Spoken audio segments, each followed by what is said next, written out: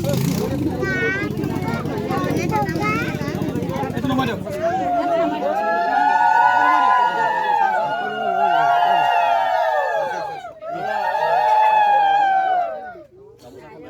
শ্ৰদ্ধাৰ আমাৰ কুমটাই গাঁৱৰ আজি 101 বছৰ সম্পূৰ্ণ হোৱা শ্ৰদ্ধাৰ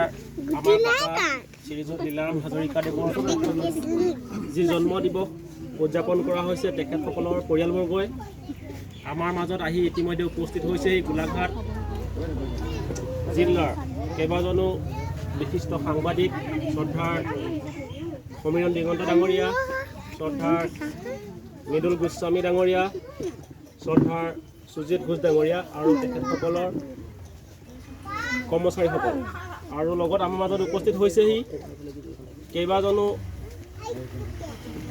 হাইস্কুলৰ শিক্ষক, সমাজসেৱক,